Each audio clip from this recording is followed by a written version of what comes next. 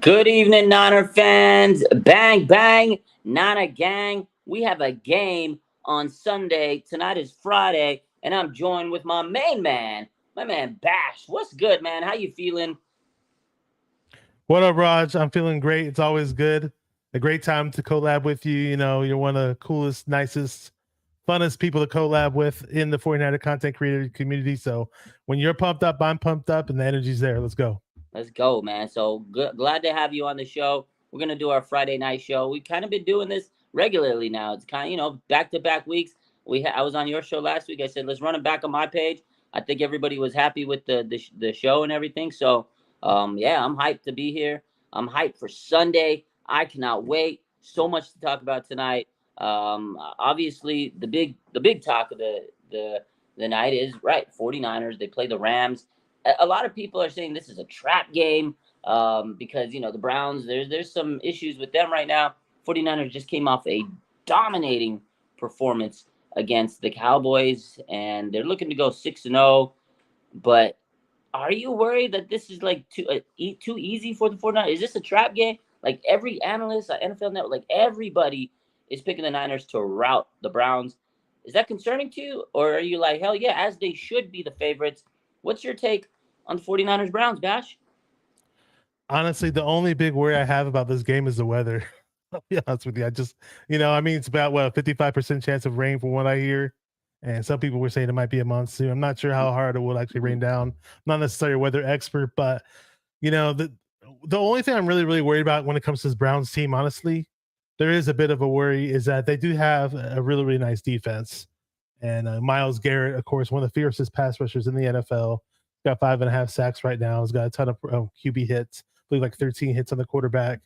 And as a team, they get a lot of pressures. So, sure, it's a weaker team. It is on the road, though. It's a morning game. So, the 49ers haven't really necessarily had one of those morning road games on the East Coast. Well, I guess Cleveland's kind of Midwest, but I consider them East Coast because I'm California, Yeah. is how I am. But, hey, Niners could come in there, wake up and get all lazy and overconfident. I get that. That's where the whole trap game, thing comes in. And especially when this Niner team is so damn good, it's almost like every week we go into the trap game question comes into play, right?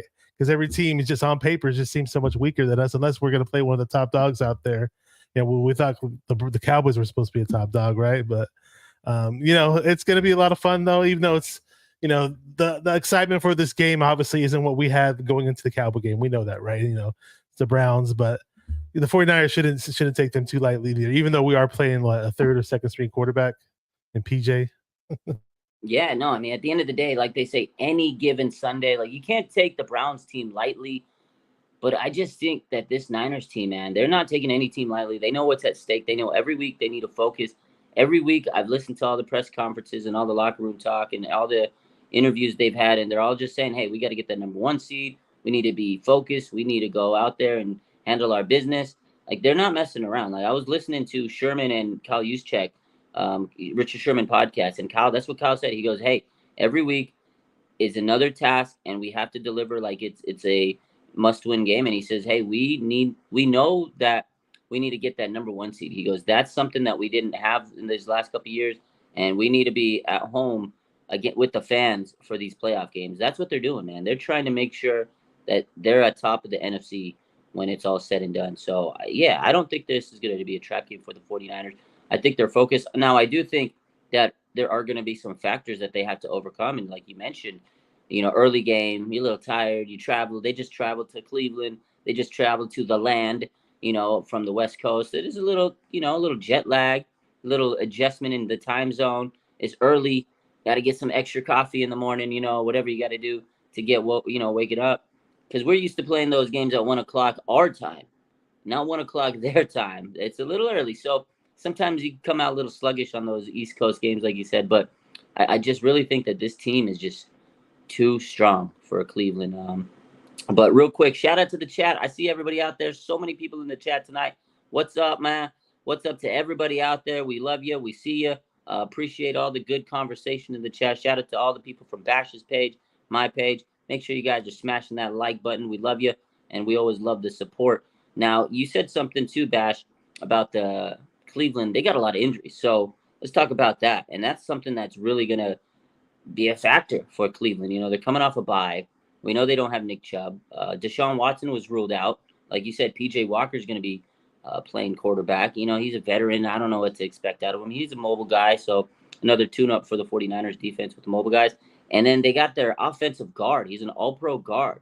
Bonito, that's the guy, right? He's going to be out of Joel the Batonio. Joe Batonio. Yeah, this guy's going to be out for the game with the knee issue. Like, that's tough, man. They got a lot of key players missing. What do you think about those injuries? Do you think that's going to have a huge impact for the Browns?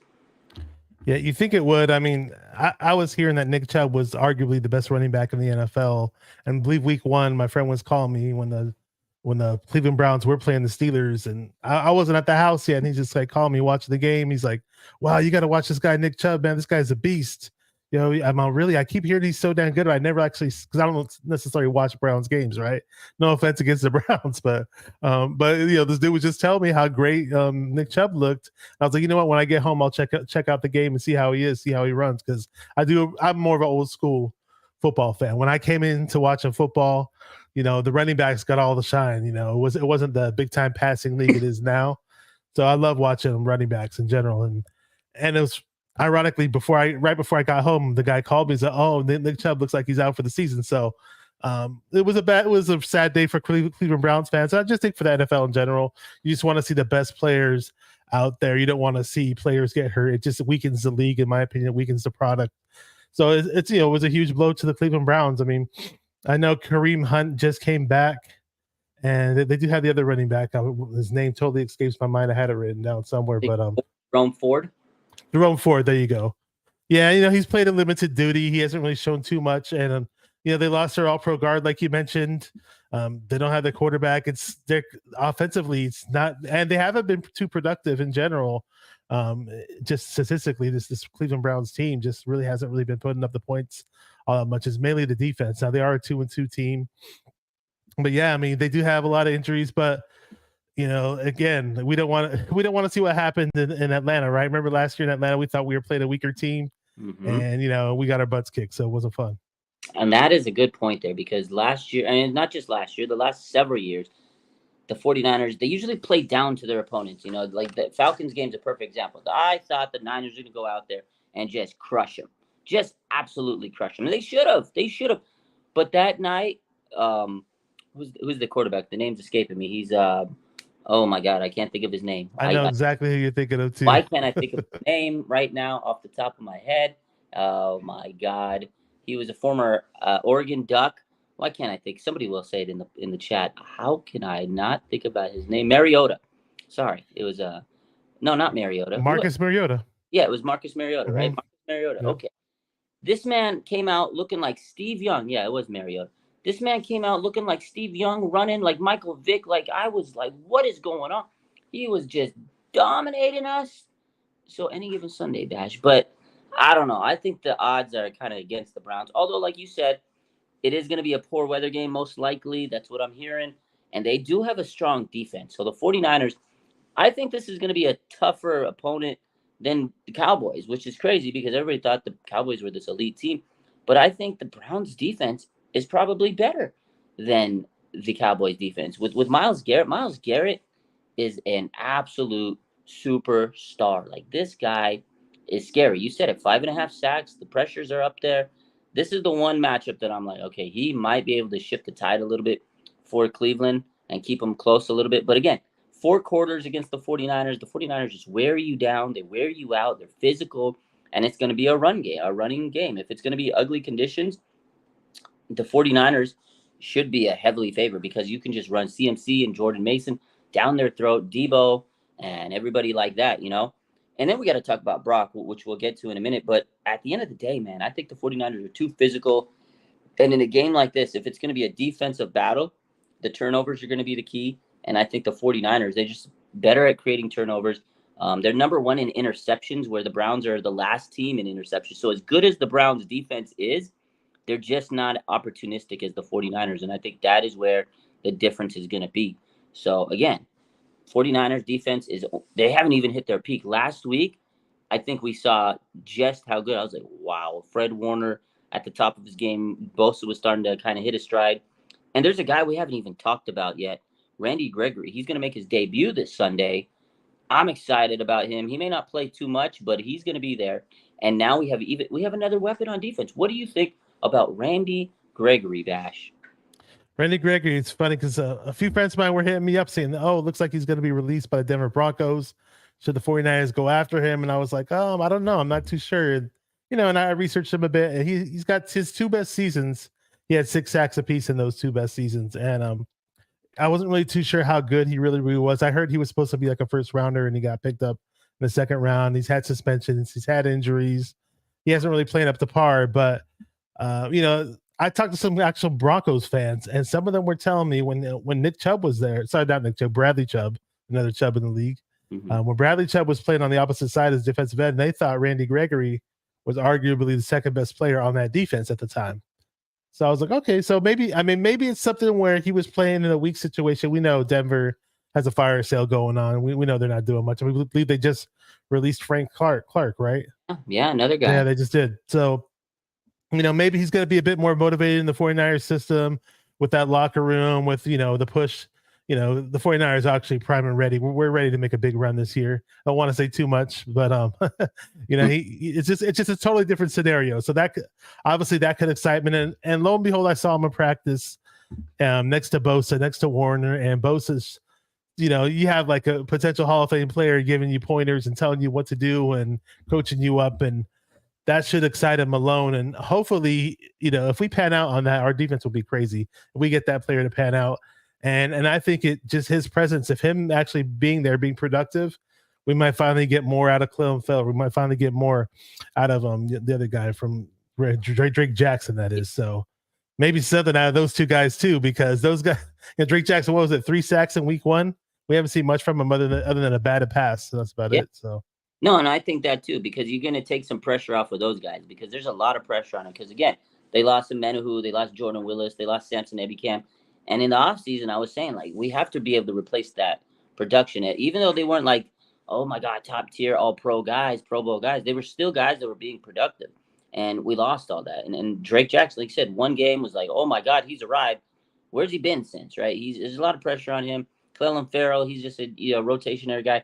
Now we have more legs out there. We have more juice on the D line. So it's going to help him.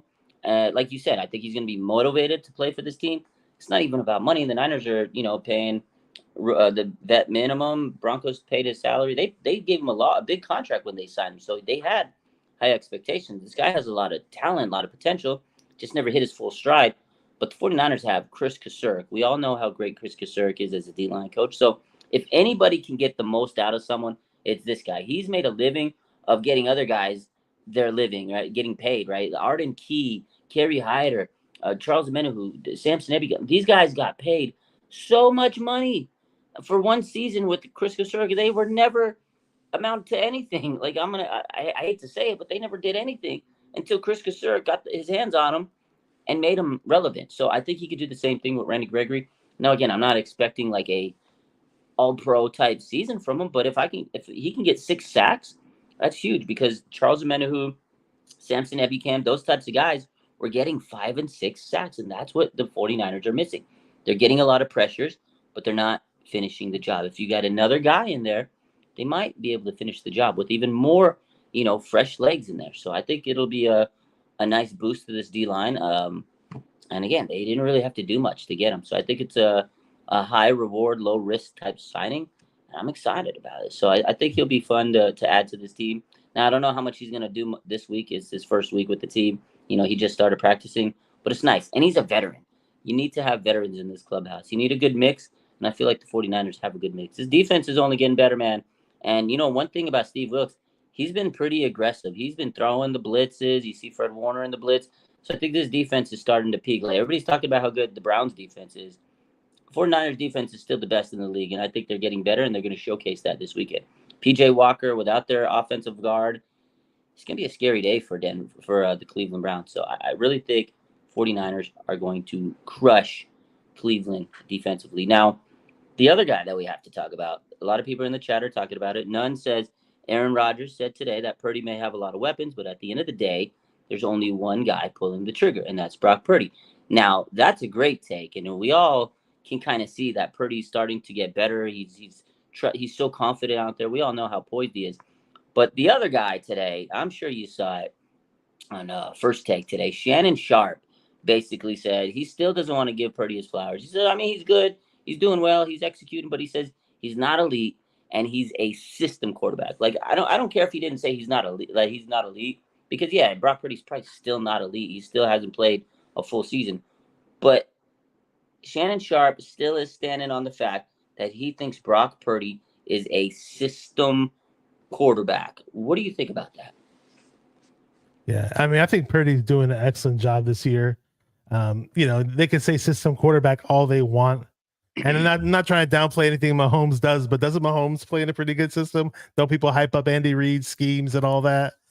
So I mean, there are a lot of great NFL quarterbacks that happen to play in good systems and good schemes as well. So it just kind of seems like anything Brock Purdy does is kind of like people just downplay it. Oh, it's the weapons. Oh, it's the defense. Oh, it's the running game. Oh, it's Kyle Shanahan.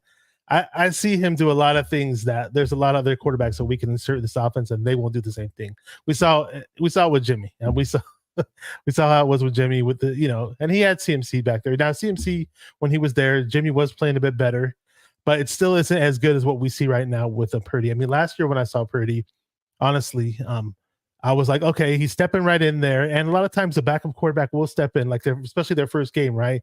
Because there's an unknown factor. Nobody knows who this guy is, and they'll play well. We've seen it throughout the league. And it was like, okay, he played well against the Dolphins, but was it a fluke? And then it's just like any obstacle you put in front of Brock Purdy's place, he just finds a way to overcome it. And I had obstacles for him, and just like, oh, the next week, okay, well, this is going to happen. They're going to, after 5 games of accumulating film on him, he's not going to play as well. Or people had that whole thing where Brock Purdy has tendencies, he scrambles out to the left side, and he's eliminated that part of his game right now. Actually, he's climbing the pocket a whole lot better. I mean, people were saying that last year because Brock Purdy had a low ceiling, that what you see is what you get with him. And he's a weaker arm quarterback, doesn't have elite skills or elite traits or whatever. And you know what? It's just like whatever. Anything I saw from him last year, I actually think he's doing better this year. I mean, I was like, wow, he's actually, I doubted the fact that he'd come back this year and be what he was last year, to be honest with you, because the injury was a huge question mark for me, for a lot of people. I didn't think that he'd come back and be the same guy. And if he did, I thought maybe it would take till week 4, week 5 for us to see that when he comes back. And it's just another obstacle for Brock Purdy to overcome, in my opinion. People could label him whatever they want. He's putting up numbers, like his weakest numbers in terms of legit NFL quarterback stats are like at top 8 in the league. But he's number 1 or number 2 in a lot of other categories. Yeah. He's easily in the conversation for top 10. And all I wanted was a better quarterback than Jimmy in this system that could possibly be borderline top 10. With what we have on the squad, we don't necessarily need elite, and he doesn't have to be elite. And I'm not going to say he's elite right now because it's way too soon for that. But I definitely put him in the top 10 category. And as this season progresses, as his career progresses, he may be in the elite conversation. It just wouldn't surprise me. But right now, I wouldn't say elite just yet. But, I mean, I don't know. Let Shannon Sharp say what he wants, man. Yeah, everyone's got to say what they got to say for their ratings and stuff. But the fact to say he's a system quarterback to me is just silly, because if he was a system, if it was so easy to come into Shanahan's system, then we wouldn't have even had to go through all these years of trying to figure out who the quarterback is, right? We had Brian Hoyer, CJ Beathard, Nick Mullins, Jimmy Garoppolo, Trey Lance, like all these guys came in and they couldn't play in Kyle Shanahan's system. It's an intricate system, and Brock Purdy's the guy. He elevates this team, like you said. Every time people say, oh, he's got these tendencies, and he makes them look silly because now he's eliminated. He wants to get better. He even said in his press conference yesterday, like, there's another level I could get to. I still haven't reached my full potential. I got a chip on my shoulder. Like, he's 23 years old, Bash. He's hungry. He wants to get better. He's coming off a big surgery, and his arm is getting better in terms of getting the ball downfield, which people say he's got a noodle arm, whatever the case is. And people were worried about him throwing interceptions in training camp. The guy hasn't thrown one. Him and BA have a beautiful deep connection. We saw the touchdown a couple of weeks ago to Deebo Samuel. Like, his deep pass is getting better because Kyle trusts him. You said the stats. I have the stats here. I want to pull them up. 123.1 QB rating, number 1 in the NFL. 83.6 QBR, number 1 in the NFL. 72.1 completion percentage, just number 2. 72%, boy. he is almost completing. That is a high rate of completions. Like, he is very efficient. We saw it the game a couple weeks ago where he was it 21 out of 22. That's crazy to me. 9.3 yards per attempt. That's number 2 in the league. He's almost throwing a first down every time he throws. 5.7 air yards per attempt. That's number 1 in the league. That right there tells you he's taking the shots. And then no interceptions, obviously leads the league in that. And then today the NFL posted something that was pretty cool to see. They posted this little stat that he has a 121.1 passer rating. This is highest for a quarterback for his first 10 starts since 1950. It's not just the system, Brash. He is a really good quarterback. We've been struggling to find a good quarterback on this 49ers team, and I think we got him. Again, it's a small sample size. He hasn't played a full season, but it's getting close to it. And every week, he just continues to impress. So I'm sold. Shannon Sharp, he'll be eating crow. We all know how much I wanted Trey Lance to succeed with his team. Yeah. And we gave him a whole lot to get Trey Lance, and I just like Trey Lance as a person, his upside or whatever. But I'm sorry, like, it just, for whatever reason, it was just an unfortunate situation. I mean, he got hurt, and we thought maybe he'll come back, and it just is just this weird anomaly for us to get a guy in the 7th round to step in and play like a freaking veteran. And the way even that Dolphins game, they threw the kitchen sink at him, and he was getting people hit. While he was getting hit, he was releasing the ball and getting rid of it. And this guy diagnoses the blitz at an elite level. Let's just say that he completes passes against the blitz on an elite level. I mean, there's certain things he does that just top elite NFL quarterbacks do well, and he excels in those things. I mean, it's a lot of fun to watch. I mean, at a quarterback at his age, it's amazing. I think it's beautiful, and I know it's going to be a lot of fun from here on out. And this is a guy who's working on his weaknesses. He's not somebody who's just saying, hey, maybe I don't have a strong arm, but whatever. But he sticks around after practice to solely work on his deep ball. We saw in the Arizona game, he threw some nice deep ones to Ayuk. And you mentioned the touchdown at the New York Giants game. Beautiful throw to Debo. It was a lot of fun to see that in person, actually. You were there too. Yeah. That was a really, really nice pass. And right to my side. I was like, you throwing to me, Brock? Yeah, so it's a lot. And, people were saying like, oh, well, he's putting up similar numbers to Jimmy G, or Jimmy G put the score points as like Jimmy G threw a lot of short passes, and people were getting yak yards and all that. Like, this guy's throwing the ball downfield, and he's not only throwing the ball downfield, but in stride for these guys to get, every time Debo or Ayuk was catching something downfield last game, I was like, oh, wow, this might be a touchdown. These guys are running, and it's just a lot of fun to watch, man. It takes me back to the John Taylor, Jay Rice days when those guys were getting those crazy yak yards. Yep, hitting them in stride so they can go and get more yards. It wasn't just like a design schemed up, and that's the thing. It's not like that Kyle's scheming this shit up. You see him reading the play. He's dissecting it. He's like the touchdown to Kittle last week. That first one, there was 3 of them. The first one scrambles to the right, drops it 3 seconds before Kittle even makes his break. And it's right to him when he gets to where he needs to be. Like, his anticipation of where his receivers need to be on their routes is sick, man. Like, he knows, okay, like, he'll see the play, and he knows Ayuk's going to make this cut and turn, and he'll be, like, at this specific yard line. And he'll throw it to that yard line. And when Ayuk gets to that ball, he's, oh, shit, the ball's ready. I got it. Like, that is what he's doing. He's hitting them with such great anticipation. Like, he's delivering dimes, man, like dimes. Like you said, there's times where he just threw it in perfect position, throws it in stride, and he sets his receivers up to keep going after the pass, man. It's beautiful. And to sit here and say that he's doing a system quarterback, listen, and no disrespect to Jimmy, but listen, man, this guy was throwing picks on a regular basis. Brock Purdy hasn't thrown a pick yet. Now, I know I'll probably jinx him, but hey, this man does not make mistakes, and when he does, it's like it's weird to see, because I used to get, it was like, when you sat there and saw an interception, like, all right, if it had to get it out of the system, you're like, okay, there's the interception. Let's move on from it. It's just weird because we don't see any of that. Like, it's just fun quarterback play. The offense is clicking. We're dropping 30 points. This offense is great, man. I don't know what else to say. Brock Purdy's the guy. But people are still going to doubt him, man. It's fun. It's fun. That's it. Bottom line. There are some 49er fans who still won't accept Brock Purdy as their quarterback. It's really silly. And some of them like, oh well, I'll only say he's good if he wins the Super Bowl. It's like, dude, if Trey Lance was doing what Brock Purdy's doing right now, you be jumping for joy. I mean, yeah. And would you have put Trey Lance to these same standards that you're putting Brock Purdy up to? I don't know. There's some weird things going on in our fan base and just in general with the NFL. And eventually, I think Brock Purdy's going to shut everybody up. It's going to be a lot of fun. He will be. He's slowly every week. Slowly, someone new comes around and kind of starts jumping on the wagon. A lot of people have been touting him up this week, and Alex Smith was one. Steve Young was a guy.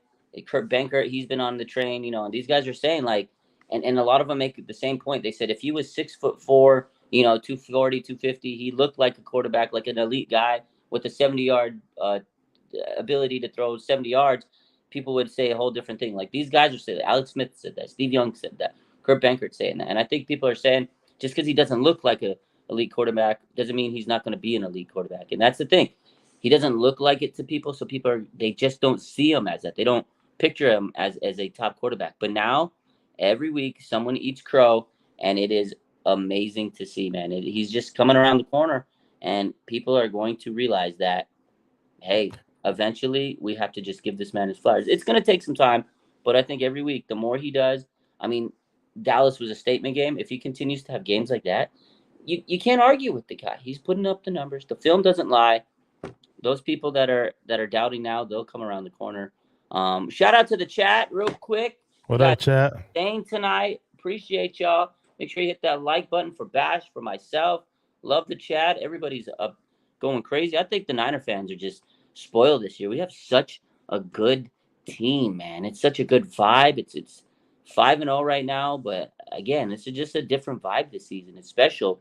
I don't know. What do you think about the season so far, Bash? How you feeling? 5-0, undefeated. Oh, it's a lot of fun. Really quick to piggyback off what you were saying, like, when you look at certain players, like, oh wow, this guy looks like he can be an all-pro. Like sometimes there's certain players where they say looks like Tarzan but plays like Jane. But this analogy, different sport. But I'm a big Golden State Warriors fan, and a lot of people till this day, after the 4 championships he's won, Stephen Curry does not get the love and respect that he deserves, all because he looks like a small guy and he may only shoot. They think all he does is shoot 3-pointers, and it's the same thing. Steph Curry's not going in there and dunking on people and making people look stupid, blocking shots, or he just bringing something completely different to the plate. But at the end of the day, can you stop him? It's at the Brock Purdy may be the 49ers version of a Steph Curry. That's all I gotta say.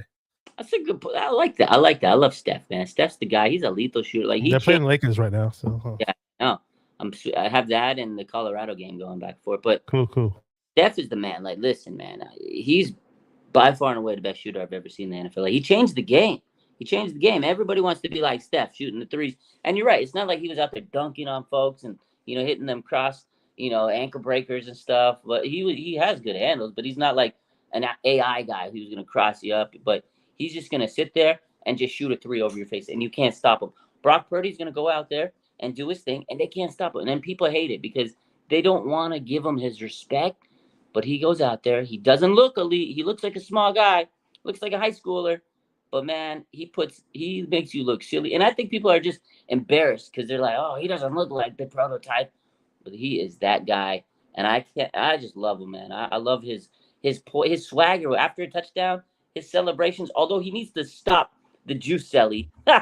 He needs to stop the juice celly. What's the juice celebration? Show me. Oh, you didn't see. I don't know if I want to do it. I'm going to get memed up. But is it a dance or? No, man. So go check out the IG. We posted it. Okay. I'll look for it. I think Joey Arando on Twitter also. Joey Arando? Yeah, he posted it too. But I can't do it to celly because people are going to meme me up on it. But let's just say his juice celly is not. That's the only mistake that he made. That's the only L that I've seen Brock Purdy take. Oh man! When you say Selly, it reminds me of Selly Sell. But you asked me about the 5-0 start. I need to go to more games because the New York Giants game, just the energy before the game was going, just meeting everybody, and during the game, and you're watching all the big plays, and it's good. It's a very, very fun season. Sit there and enjoy it. If things didn't go the way you want it to go, dude, let go of that. Now that's over with. This season is going really, really nice for me and for all 49 for 49 fans. It should. Bosa hasn't even been the real Bosa yet. So just when he does become the real Bosa during these games, it's going to be even more fun. And the defense is only going to get better. The offense may get better too, man. It's just I'm really, really excited for what we're doing in the regular season and the postseason. It should be even more fun. It's going to be really, really good. So just enjoy it, man. Just enjoy it, Niner fans. Absolutely. Enjoy the season, man. This is like this could be a magical season, and whatever happens, just enjoy it. It's fun. Like you said, being at those games, man, is just it's a different vibe this year. So I'm happy. I'm enjoying it 1 week at a time. I love it, man. It's been a fun season so far, and I think the Niner fans are blessed this year. What I said the other day. What a time to be a Niner fan. It's fun times. A couple of people in the chat. Miguel says this is a young version of Joe Montana. A lot of people are saying it. I mean, I can't deny it. He's cool, calm, collected. I mean, I don't want to get ahead of ourselves, but low key might be the next. I don't know. I don't know. I don't want to jinx it, but he's trending in the right direction. Couple other people. Let's see what some of these chats have. Let's see. Sugarnaut says Jordan Mason is balling. Let's talk about Jordan Mason. So Elijah Mitchell's questionable coming into Sunday's game with the knee injury. This guy always seems to be on the injured reserve or on the injured list. It's unfortunate because he is very talented. But Jordan Mason taking the most of the opportunities he's been given over the last 2 years, and he's always been rising up to the top of those, the running back rankings behind CMC now. Last year, he looked good in the opportunities he was given. He did so far this year. He had a touchdown last week. I feel like Elijah Mitchell, his time is slipping with the Niners because Mason is getting those opportunities, and he knows. He goes, hey, man, if this guy's going to get hurt, I'm just going to keep balling. I'm going to seize my moment.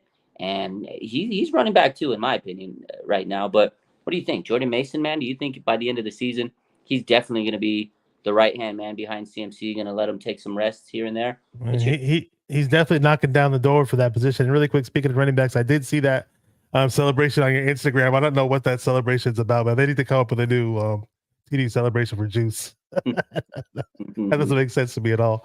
But yeah, it was really nice because I mean, last year people were like talking about Jordan Mason, and they weren't giving TDP any love. And this preseason, I was like, I want to see TDP do something. We drafted this guy, but Jordan Mason's ahead of TDP actually, and last year he was there in relief duty, and some people were calling him Baby Marshawn and all this other stuff. I was like, slow down with that. But he did have that nice touchdown against the Raiders last year and had his nice moments. And this year he didn't really do much up until the Cowboy game. CMC, they were some people were saying they were targeting CMC helmet to helmet stuff, doing all kinds of crazy stuff. And hopefully that's not going to be the case from here on out. But JP Mason was awesome when he exploded on the left side. He actually last year, he was believed like borderline 235, 240 pounds, what people were saying. And this offseason, he got into better conditioning, got into better shape, dropped some weight. They said all throughout training camp and in mini camps that he looked a whole lot more explosive and had more of a breakaway ability. I was excited to see it, but then again, I never saw it in the preseason. I never saw it in the first few games. And looks like we finally saw it when he ran on the left side. So hopefully he builds upon that. The previous week, I know that they did throw a nice pass to Jordan Mason. He caught it, ran for some yards, and he did have some fumbling issues in the preseason. So hopefully he fixes that. We don't want people turning the ball over. But lo and behold, a lot of 49er fans are like, oh, well, maybe they'll release Elijah Mitchell. Maybe they'll trade him. But I'm like, what trade value does it really have with all his injury concerns? And then you think Elijah Mitchell's done, and lo and behold, they're saying he's healthy now. So maybe that woke him up. Maybe that Jordan Mason performance. He's like, hey, I don't want to lose my job, man. I'm sure that's part of it. I think Mason's pressing on him. He's pressing on the door. And at the end of the day, how healthy is Mitchell? And again, I think Mason's vital to this team because if he can, and I think the reason we didn't see him a lot during this offseason and preseason is because he did have some ball security issues. As good as he looked in training camp when I was there, my boy Roddy, me and him, we were there, we saw him. We said he's going to be a gem last year. We said it all the time, and he was. He made the final roster last year as a undrafted player. I think it was like a 1.3% chance to make the final roster, which he did last year. He had some big moments. Seattle last year was a big time moment. He put that team on his back a few times. They had a lot of running back issues till they got CMC. And Mitchell, it just doesn't seem like he could stay healthy. Even though he is healthy, he's questionable. Mason's taking advantage. And once he cleaned up the ball security issues, I think Kyle was like, all right, you get your opportunity here. Make the most of it. And last week against the Cowboys, he absolutely did. And I think going forward, it's going to be good because CMC, again, we know how good he is. I know he could carry the load. but there's going to be times where people are going to be coming after him, and there's times where you can give Jordan Mason, if you can trust Jordan Mason with the ball in his hand, there's going to be times where he can get it and help shoulder the load for CMC. It's going to take some hits off of him, take some burden off of him. So I think Mason's important, man, and he's like mini Marshawn, like people say, like you said, right? Someone Tej Beats said he's like what Marshawn Lattimore should have been with the 49ers. Yeah, Oh, that's another Marshawn. I don't want to talk about Lattimore, but he's talented, man, and we've seen it. This guy was an undrafted player. This is a Kyle Shanahan special. You have a Kyle Shanahan special with CMC. This is the ultimate backfield, man. So yeah, Mason, I think we'll get another big week this week because Mitchell's questionable. I mean, at this point, there's no point in throwing out Mitchell if he's questionable with bad weather looming on Sunday. Throw Jordan Mason out there. Throw CMC. That to me is what you got to do. Another guy that's looking like he's questionable. Real quick on the injuries, I want to talk about injuries. Somebody asked Dre Greenlaw. He is questionable for Sunday. Now, if he has a hamstring issue. Hamstring issues are a little Yeah, those are tricky. no, little tricky. He did not practice much this week. He's questionable. What do you think? You think the 49ers should just rest Greenlaw? Like they had to rest Ayuk a few weeks ago. Debo, they've been smart with their injuries. Knock on wood, they haven't had a major injury this year. Dre Greenlaw is important to this team. I know Fred gets all the hype, but he'd be a linebacker one on any other team. What do you think? Should they bench Dre Greenlaw this week? And really quick, you mentioned Lattimore, and I got confused too. I thought it was Marshawn Lattimore. That's a cornerback on the Saints, but the running back you were talking about, Marcus Lattimore for South Carolina Gamecocks, yeah, who was really, really hyped up. Had all those crazy knee injuries, and we picked him up, and we kept trying to get him healthy, and it just never panned out. And that was that. But the Niners, I mean, we're like man. We're like the Penn State of the NFL when it comes to linebackers, right? We're the linebacker you with the NFL, so. It's a beautiful thing to have. It's a luxury for this 49er team. Fred Warner is just, I mean, who was it that Manuel Acho put out that video of Fred Warner doing generational things? He had like 3 plays that were like, he's like only generational type linebackers can make these 3 plays. And I didn't even notice on that one play when Fred Warner did have the sack that first he was out there in coverage in the flat helping the guy out in coverage, and Dak Prescott didn't know what to do, and then Warner just rushed in and sacked him like that. That was really, really nice. When I saw it on the regular broadcast, I just thought he just ran in there to sack him. I didn't know he was initially in coverage. So shout out to Fred Warner. He's dominating, doing awesome. But right behind him, you got that dog, and the dog of the defense, Dre Greenlaw. I mean, I know he gets a little too carried away sometimes if they throw flags on him. I think sometimes the referees kind of do that because of his reputation, where he may not deserve a flag sometimes. But you got it's almost like the yin yang twins. You got the yin to the yang. Fred Warner's, the student of the game, and he does things his own different calm way, and he's the leader of the defense. But Greenlaw's a reckless one, and it's a lot of fun to watch. Love watching him too, but. We are playing a bit of a weaker team, and we may have to maybe we'll play Greenlaw in the beginning, but then rest him out later. And we got Oren Burks, who had an interception. Shout out to Oren Burks, man. A lot of people doubt him and say he doesn't do much, and hey, he picked off Prescott, so shout out to him. Demetrius Flanagan Foles. I don't know what linebackers would they'd activate out of the rookies.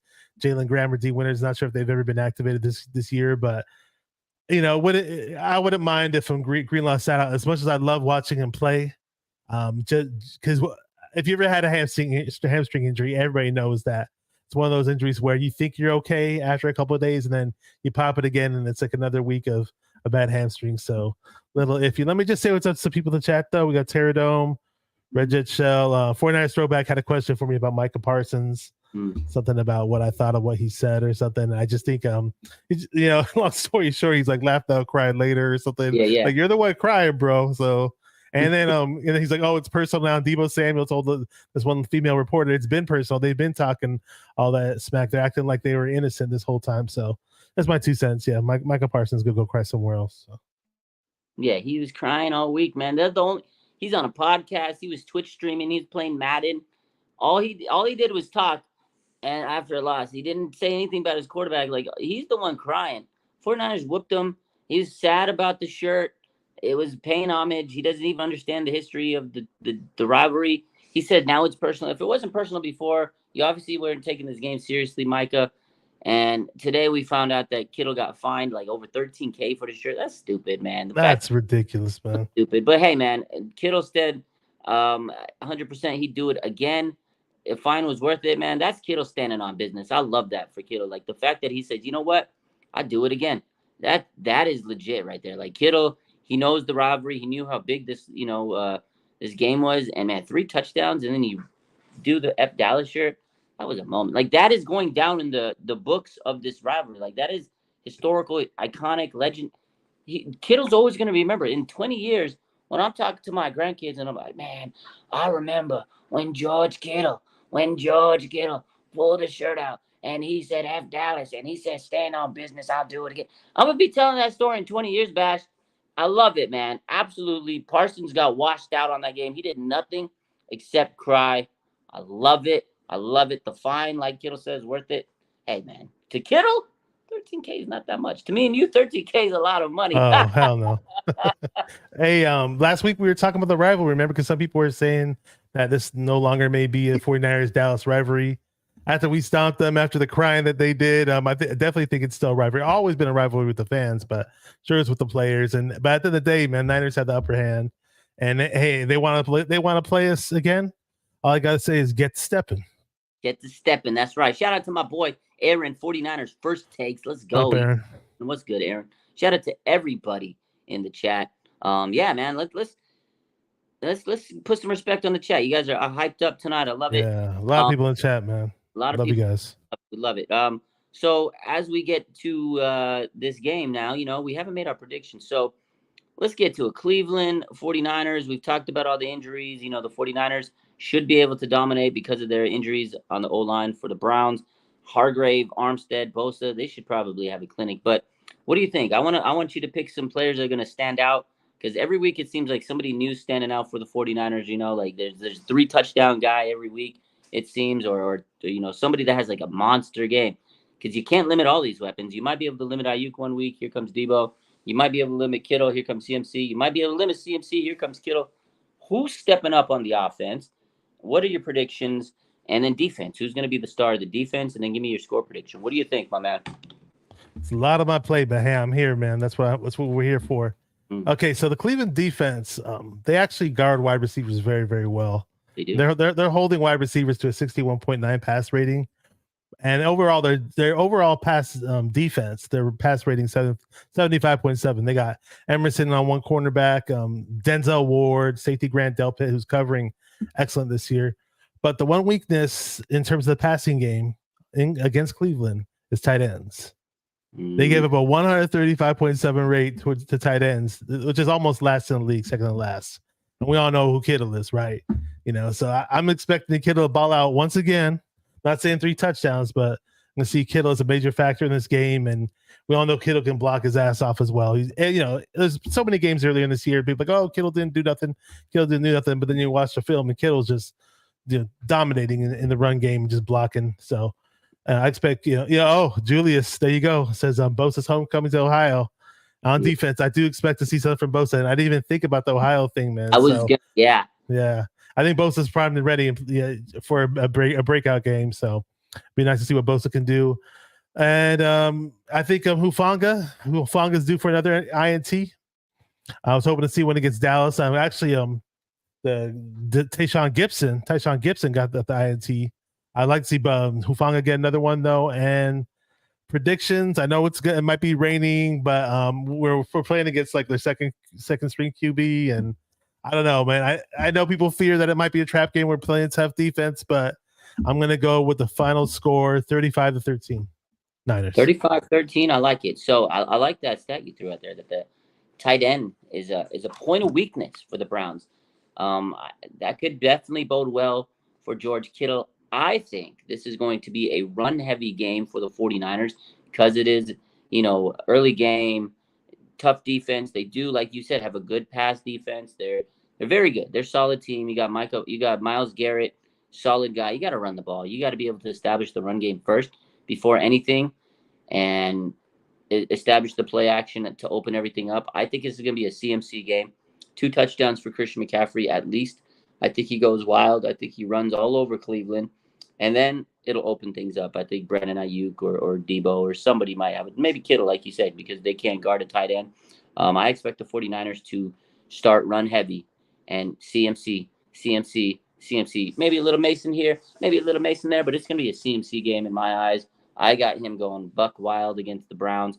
And on defense, I too agree, Julius, that it's going to be a Bosa game. Ohio, the Cleveland boy, he's coming home. The Buckeye boy, he's coming out. He's getting 2 sacks, man. Nick Bosa is going to go hog wild. I think they get 2 interceptions on PJ Walker. I got Hufanga with the pick. I got Fred Warner with another pick. He is Fred playing Warner. lockdown. He is playing out of his mind right now. Defensive player of the year type season. I think Bosa cooks for 2. I think Hargrave has a sack. I think we might see 5 sacks by the 49ers, actually, honestly. I think we get 5 sacks by the 49ers, 2 interceptions. Honestly, I know people are sitting there saying, oh, no, it's a trap game. 49ers are cooking 35-13 Niners. I'm Okay. being nice by giving them 13. We got the same score prediction. 13, yeah. That's it. 35-13. That's it. There you go. Cool. And I love it when with Hargrave, it's like, I don't know how much he has in his arsenal, but so far what he's doing is working. That crazy bull rush move that he has to the QB. And then I don't know if it's a dance or a celebration, but he's got this celebration every time he gets a sack where he jumps up and kicks his knees in the air. And it's like the Ronald Blair. It's the kick the door down. Yeah, I love it. This enthusiasm that he has. And people were saying that when we picked him up, that, oh, he's primarily a pass rusher. You're not going to see him do much stuff in the run, but we're number 1 in the league in run defense, and he's a part of it. So, yeah, I think they're cooking, man. I think they're going to have a great game. CMC, baby. I don't know. Anything else that you want to get off your chest? Anything else you got to say? I think we both pretty much covered everything we wanted to cover. I think, again, we both have the same score. We must be thinking alike tonight. That's just the way I feel. I think the Niners are going to come out and dominate 6-0. They're going to be 6-0. And next week we're going to be talking about 6-0, hopefully going to 7-0. Unbelievable.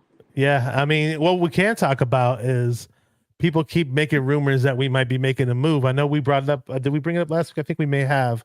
And people think that, some people are just putting out rumors again over the past couple of days, like still expect the 49ers to make another move. And, Surtain's name's been thrown in the pot, Brian Burns. And I don't know. I don't think they necessarily go for Brian Burns if, they like what they have in Gregory. But then again, we haven't seen Gregory. And, at the end of the day, they say you can never have enough pass rushers, but it's something to look out for. I mean, I don't think there's any right tackles that the Niners could possibly obtain. But with that said, I mean, McKivitz has been surprising me a little bit, though, man. He's been not downplayed the guy a whole lot. And last game, he looked pretty good. And it wasn't just Micah Parsons who was out there. The Cowboys had 7 guys with over 6 pressures going into that game. So, I wasn't a game where I sat there and questioned Micah Parsons. I got mad. Purdy only got sacked once for 2 yards last week. So, this offensive line is quietly moving up the ranks. This offensive line has been playing really good, Bash. And you know what? When you don't hear an offensive lineman's name being called on a game, that's a great thing. I mean, unless Trent Williams, because he always makes like crazy blocks. But this offensive line has been playing really good. Colton McKivitz, man, playing better Mike McGlinchey this year, and he's a lot cheaper. I'm happy. Yeah. Parsons did nothing, like we said. He's played pretty well. Aaron Donald a couple weeks ago, they shut him down. The one matchup where he got cooked and swallowed up and spit out was against TJ Watt. But that's everybody gets, cooked by TJ Watt. And that was his first game of the season. I mean, he got dominated. But, hey, every other week he's played pretty good. I wouldn't say he's been horrible. Last week was really good. So, yeah, shout out to this O-line. And good news, Aaron Banks was cleared to play for Sunday. That man, just give Aaron Banks a round of applause. This guy was such a good draft pick. Holy smokes. Myself included, a lot of people doubted the Aaron Banks. Everybody, I mean, I remember that night. It was like, what the hell is going on? A lot of people weren't happy. I am so happy the 49ers drafted Aaron Banks. He is a cornerstone offensive guard for this team. He's cleared to play. But shout out to John Feliciano. He stepped in and played well last week for him. Yeah. I love Aaron Banks. You mentioned Feliciano last week when I saw him play. I was like, why is Feliciano in there next to Trent Williams? What's going on? Then later they announced that, it might have been a bicep tear. And I forgot what the exact diagnosis of the injury was, but good thing Banks is there. And when you brought up Aaron Banks, if you want to clear up what his injury was, go ahead. But it takes me back to one of your funnier stories when actually I was at the game as well, but I wasn't sitting by you. It was the Kansas City Chiefs preseason game in Yeah, 2021, and yeah. you said you were mentioning Banks and somebody was sitting by you. And can you please tell us that story? Yeah, that's I one of love my that story. legendary stories. So yeah, his shoulder strain is what he had. He has a shoulder strain, but Okay, cleared up. okay, okay. Everything's good. No bicep injury. But yeah, I was sitting there. It was his rookie season. I think that was his first game he ever played. And his second round pick, and I'm like, oh my god, this guy needs to play better. Oh, he's a rookie. He's got a lot to learn. I was being a little, you know, critical. I mean, I was just being analytical of the game. And I turned out to sit next to this guy, and he was like getting mad. I was like, "Was this like Aaron Banks' biggest fan? Like, dude, chill out. I get it. I understand. He's gonna be fine. He's gonna be fine, Sonny Jim. He's gonna be fine." I was like, "Okay, he's gonna be fine." Do you want to know how I know?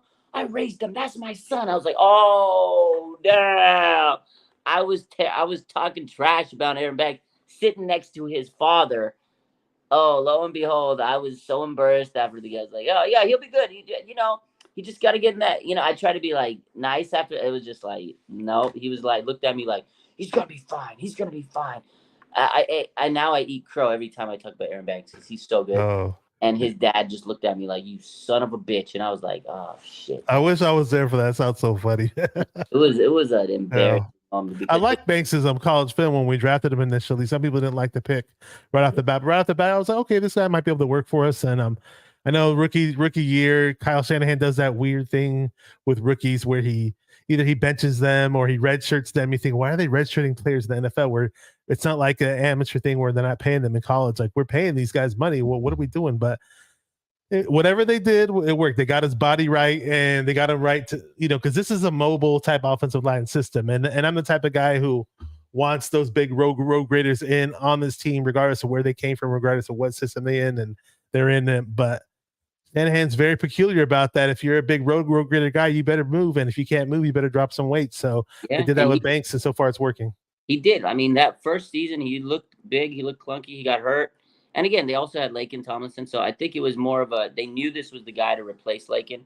Everybody was upset. They let him go. Oh my God, we got Aaron Banks. He's going to return. He's going to be the guy that replaces Lakin. And Aaron's been so good. He's been better than Lakin Tomlinson. And I love it, man.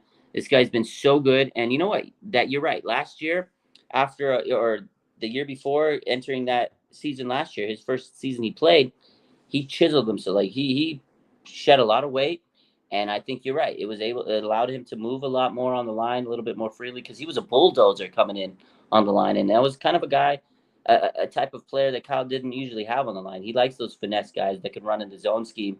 But man, Aaron Banks plays in this offense so good. Like he's a mauler, but at the same time he can move. He can slide on that line now. He's so good. But shout out to Aaron Banks' dad, Mr. Banks' baby boy is doing great. And I love Aaron Banks' dad. I'm sorry if you watch it. I didn't mean anything by it. I was a fan. I was critical. I was just writing in my mind. I was saying what I was saying because I was going to go and talk about it live and say, Aaron Banks needs to. I know he got hurt that game. I know that was a preseason game, but he's come a long way. And Mrs. Banks' baby boy has made me proud. I There you like to go. take pride, and I pushed him to being a better player. That's how, Hey, so before you know, you'll be wearing his jersey, right? yeah, I will. Yeah. I was gonna say really quick, I was happy that Feliciano did step in though and look good. A lot of times in these 49er preseasons, the offensive line may look like the worst offensive line on planet Earth. And then we're like, what are we doing? We signed these guys to come in and help our O line, and they look like trash. Case in point, Feliciano didn't look good in the preseason, and it's weird, man. But year in and year out, Forster gets these guys ready and right for the season. And then when he plugs certain players in relief, they perform and do well. So hats off to Forster and the O-line.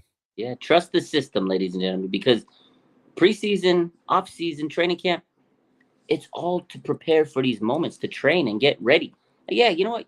Brock Purdy was throwing picks in training camp. The man hasn't thrown a single one, ladies and gentlemen. And on that note, y'all have a good rest of your night. I appreciate y'all. Hope that your weekend is good, and I hope the 49ers improve to 6-0. Bash, any final thoughts? Go follow my boy, man. Tell him about your show and your channel and everything. Tell him where to find you. Thank you very much. Really, really appreciate the collab opportunity. And it's easy to find me on social media everywhere across the board. Twitter, it's 49er Minded. Instagram, 49er Minded. There's a 49er Minded Facebook Facebook group and the YouTube channel. You guys got any questions? People want to ever try to be on the show? Perhaps I do call on shows sometimes too. I have all types of different special guests, and I do have my collab with Ted that I do every Friday from 3:00. We didn't do it today; we had to cancel. And Tuesdays we do Bring the Heat podcast, where we rotate from channel to channel. It's Mariah from 49er Faithfully podcast, Ryan from No Border Sports, and next week I believe it will be on Ryan's channel. We do that show at on every Tuesday at 6:00. So, and looking forward to doing more collabs with you, man. It's been a lot of fun. Hey, absolutely, man. This has been fun. We run it back again next week. We talking about let's do our prediction show next Friday night, man. Let's do it. Run it again with the faithful. Let's see. Hopefully we're set. We're talking about 7-0 next week. Ladies and gentlemen, it's been a good night. I love you. Have a good one. Take care. Niners! Bang, bang. Niner gang.